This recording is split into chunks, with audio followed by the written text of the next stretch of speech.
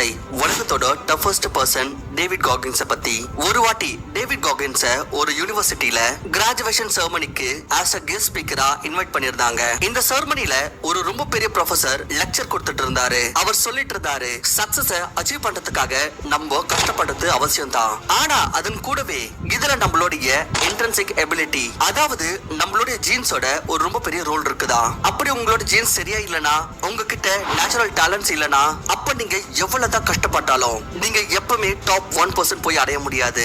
எப்படின்னா, உதாரணத்துக்கு Albert Einstein, இவர் எவ்வளவு பெரிய சயின்டிஸ்டா இருந்தாலும் சரி, அவரால் எப்பவுமே ஒரு நல்ல சோல்ஜரா ஆக முடியாது.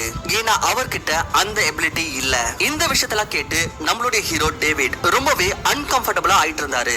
அவர் திரும்ப திரும்ப அவருடைய சீட்ல அவர் உட்கார்ந்துட்டு இருக்கிற ஸ்டைல சேஞ்ச் பண்ணிட்டே இருந்தாரு. இதுல இருந்து இந்த ஒரு விஷயம் நல்லா தெரிய வந்தது, அவர் ப்ரொஃபசரோடைய இந்த வார்த்தைகளுக்கு அக்ரி பண்ணலன்னு. இவரோட இந்த டிஸ்கம்ஃபர்ட்ட ஒரு ரிப்போர்ட்டர் நோட்டீஸ் பண்ணாரு அண்ட் அவர்கிட்ட டைரக்ட்லி क्वेश्चन கேட்டாரு, நீங்க இத நம்பலையா என்ன?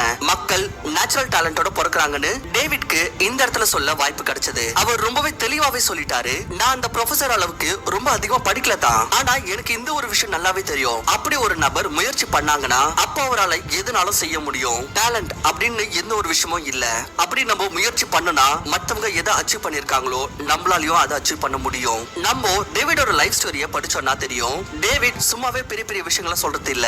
அவர் அவருடைய லைஃப்ல நிறைய விஷயங்களை அச்சீவ் பண்ணிருக்காரு. டேவிட் நிறையவே எக்ஸ்ட்ரீமான பிசிக்கல் ட்ரைனிங்ஸ்லாம் எடுத்திருக்காரு. அவர் நிறைய 100 மைல்ஸ் ரேசஸ்லாம் ஓடி இருக்காரு. அவர் நேவியோட ஹெல்விக் ட்ரைனிங்க 3 வாட்டி கம்ப்ளீட் பண்ணிருக்காரு. இது உலகத்தோட டஃபஸ்ட் மிலிட்டரி ட்ரைனிங். அவர் 17 மணி நேரத்துல 4030 புல்லப்ஸ் எடுத்திருக்காரு. இது பாத்தீங்கன்னா இப்ப வரைக்கும் வேர்ல்ட் ரெக்கார்டா இருக்கு. இவர் கிட்டத்தட்ட 7 அல்ட்ரா மேரத்தான்ஸ், ட்ரையத்லான், அல்ட்ரா ட்ரையத்லான் ரேசஸ் ஓடி இருக்காரு. பட் ஆனா இதெல்லாம் அவ்வளவு இன்ட்ரெஸ்டிங்கான விஷயம் கிடையாது. ரொம்பவே இன்ட்ரெஸ்டிங்கான விஷயம் என்னன்னா, டேவிடோட இதயத்துல ஒரு துளை இருக்கு. அவர் இந்த எல்லா ட்ரைனிங்ஸும் பண்ணும்போது அவருக்கு நிறையவே ப்ராப்ளம்ஸ் வந்துட்டு இருந்துச்சு. அவர் ஒரு டாக்டர் கிட்ட கன்சல்ட் பண்றப்போ அப்ப அவருக்கு தெரிய வந்தது அவருடைய இதயத்துல ஒரு ஹோல் இருக்குதுன்னு. அண்ட் இந்த காரணத்தினால அவர் அவருடைய வெறும் 40% கெபாசிட்டில ஆபரேட் பண்ணிட்டு இருக்காருன்னு. சோ இந்த மாதிரி டேவிட் அவருடைய வார்த்தைகளை லிட்டரலி ப்ரூவ் பண்ணாரு. அதாவது டேலண்ட், இன்ட்ரின்சிக் எபிலிட்டின்ற ஒரு விஷயம் இல்லன்னு. அப்படி நபர் முயற்சி பண்ணா எந்த ஒரு விஷயத்தையும் அச்சீவ் பண்ணலாம். டேவிட்க்கு லைஃப்ல எந்த ஒரு விதமான அட்வான்டேஜும் இல்ல. அவர் சொல்றதுக்கு வேணும்னா ஒரு பணக்கார வீட்டுல பிறந்திருந்தாரு. ஆனா இவருடைய அப்பா இவங்கள ஒரு மிருகத்தை போல அடிப்பாரா. சின்ன சின்ன விஷயத்துக்கும் அவருடைய அப்பா அடிச்சுட்டே இருப்பாரா, அவரோட முதுகுல இருந்து ரத்தம் வர்ற வரைக்கும். டேவிட் அவருடைய சகோதரன் அவங்களோட அம்மாவும் சின்ன வயசுல இருந்து இந்த மாதிரி அடி வாங்கறத பார்த்துட்டு இருந்தாரு. அவருடைய அம்மா பல தடவை அவருடைய வீட்டுல இருந்து ஓடி போக முயற்சி பண்ணாங்க. ஆனா அவங்க கிட்ட வேற எந்த ஒரு ஆப்ஷனும் இல்ல. டேவிடோட அப்பா ரொம்பவே கண்ட்ரோலிங்கா இருந்தாரு அண்ட் அவருடைய வைஃப் பசங்க கிட்ட ஒரு பைசா கூட இருக்க விட மாட்டாரா. இதனால அவங்களோட அம்மா பல நாட்களுக்கு இவரோட வீட்டுல மாட்டிக்கிட்டு இந்த டார்ச்சரை அனுபவிக்க வேண்டியதா இருந்தது. அதுக்கப்புறம் டேவிடோட அம்மா அவங்களையே தைரியப்படுத்திக்கிட்டு அந்த வீட்டுல இருந்து டேவிட் அண்ட் அவங்களுடைய சகோதரனை கூப்பிட்டுக்கிட்டு ஓடிட்டாங்க. இந்த இடத்துல இருந்து டேவிடோடைய லைஃப்ல ரியல் ப்ராப்ளம்ஸ் வர ஆரம்பிச்சது. இப்ப பாத்தீங்கன்னா அவரு ஒரு டீனேஜர் அண்ட் அவங்களுடைய அம்மா கிட்ட சாப்பிடறதுக்கு ஒரு பைசா கூட இல்ல. டேவிட் அவருடைய கலரின் காரணத்தினால ரேசிசமையும் எதிர்கொள்ள வேண்டியதா இருந்தது. அவர் அவருடைய அம்மா ரொம்பவே கஷ்டப்பட்டு அவருக்கும் அவருடைய தம்பிக்கும் சாப்பாடு எடுத்துன்னு வரத பாத்திருக்காங்க. டேவிட் ஸ்கூல்லயும் அவ்வளவு சரியா இல்ல. இவர் பிலோ ஆவரேஜ் ஸ்டூடெண்டா இருந்தாரு. அவருக்கு எதுவுமே புரிய வரல.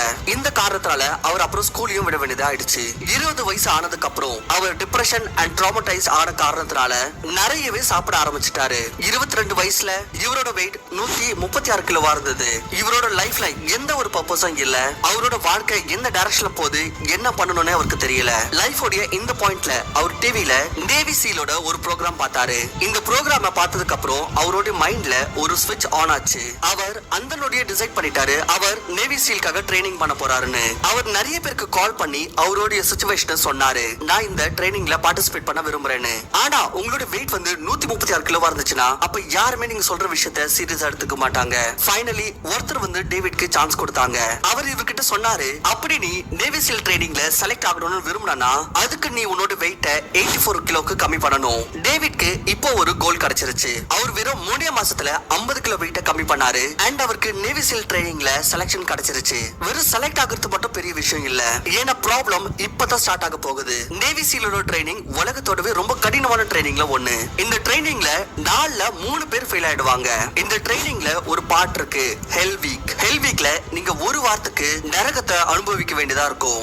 இதுல நீங்க முழு நாளும் ஓட வேண்டியதா இருக்கும், தடுமாற வேண்டியதா இருக்கும். உங்களோட தலையில ஒரு பெரிய கட்டையை வச்சுக்கிட்டு நாள் முழுவதும் ஓட வேண்டியதா இருக்கும். மண்டல ரோல் பண்ண வேண்டியதா இருக்கும். சகதிக்குள்ள பூந்து இன்னொரு பக்கம் வெளியே வர வேண்டியதா இருக்கும். இந்த மாதிரி இன்னும் நிறைய பெயின்ஃபுல் ஆக்டிவிட்டிஸ் பண்ண வேண்டியதா இருக்கும். அண்ட் இந்த ஒரு வாரத்துக்கு உங்களை தூங்கவும் விட மாட்டாங்க. டேவிட் ஃபர்ஸ்ட் வாட்டி இந்த ஹெல் வீக்க அட்டெண்ட் பண்ணப்போ அப்போ ஸ்விம்மிங் சமயத்துல அவரோட மூக்கு வழியா நிறையவே தண்ணி உள்ள போயிடுச்சு. இந்த காரணத்தினால அவருக்கு நிமோனியா ஏற்பட்டது. பிறகு அவரை ஹாஸ்பிட்டல்ல சில நாளுக்கு வச்சுட்டு அதுக்கப்புறம் வெளியே விட்டுட்டாங்க. பிறகு அவர் 2வது வாட்டி அட்டெண்ட் பண்றப்போ அப்ப ஓடுறப்போ அவருடைய கால்ல ரொம்ப பெரிய அடி ஏற்பட்டது. இந்த காரணத்தினால அவரை திரும்பவும் வெளியே அனுப்பிட்டாங்க. பட் ஆனாலும் அவர் தோல்வியை ஒத்துக்கல. இந்த மாதிரி அவர் 3rd டைம் அட்டெண்ட் பண்ணாரு. அண்ட் இந்த வாட்டி அவர் சக்சஸ் ஆயிட்டாரு. டேவிட் பாத்தீங்கன்னா மக்கள் ஸ்ட்ராங் ஆகிறதுக்காக நிறையவே லெசன் சொல்லிருக்காரு. வாங்க இதுல இருந்து 3 லெசன்ஸ் பத்தி பார்க்கலாம். Number 1, don't get motivated, get obsessed. Motivation ரொம்பவே அன்ரிலையபிளான விஷயம். அப்படி நீங்க இது மேல ரிலை பண்ணீங்கன்னா அப்ப நீங்க எப்பவுமே சக்சஸ்ஃபுல் ஆக முடியாது. உங்களுக்கு டிசிப்ளின் அண்ட் நல்ல ஹாபிட்ஸ் தான் தேவை. உங்களை நீங்க தினம் கொஞ்சம் புஷ் பண்ணி உங்களை ஒரு நாளைக்கு 1% இம்ப்ரூவ் பண்ணிக்கிட்டீங்கன்னா அப்ப நீங்க சில மாதங்கள்லயே அன்ரெகக்னைசபிள் ஆயிடுவீங்க. மக்களுக்கு உங்களை அடையாளமே தெரியாம போயிடும். அப்படி நீங்க சக்சஸ்ஃபுல் ஆகணும்னா அப்போ உங்களுக்குள்ள அப்சஷன் இருக்கணும். நம்பர் 2, தினம் அன்கம்ஃபர்டபிளான வேலைகளை செஞ்சு உங்களுடைய மைண்ட கடினமாக்குங்க. நம்மள பலர் என்ன மாதிரியான ஒரு வேலை செய்வோம்னா எது நம்மளுக்கு ஈஸியா இருக்குமோ இந்த காரணத்தினால டைம் கூடவே நம்மளுடைய மைண்டோ ரொம்பவே சாஃப்ட் ஆயிருது. நம்மளுக்கு பெயினை தாங்கக்கூடிய சக்தி கம்மி ஆயிடுது. அண்ட் நம்ம கொஞ்சம் கொஞ்சமா பலவீனமாக ஆரம்பிச்சிடுறோம். அப்படி நீங்க நிஜமா ஸ்ட்ராங் ஆகணும்னா அப்ப நீங்க தினமும் இந்த மாதிரியான ஒரு வேலை செய்யுங்க. அதை செய்யறதுக்கு உங்களுக்கு அன்கம்ஃபர்டபிளா இருக்கணும். அப்படி நீங்க எக்ஸசைஸ் பண்றீங்கன்னா அப்போ தினம் நீங்க உங்களுடைய கெப்பாசிட்டியை விட 3ல இருந்து 5 ரெபிடேஷன்ஸ் அதிகமா பண்ண முயற்சி பண்ணுங்க. அப்படி நீங்க வேலை செஞ்சுட்டு இருக்கீங்கன்னா அப்ப நீங்க ரொம்பவே சோர்வடைஞ்சதுக்கு அப்புறமாவும் குறைஞ்சபட்சம் 1 மணி நேரம் அதிகமா வேலை செய்யறதுக்கு முயற்சி பண்ணுங்க.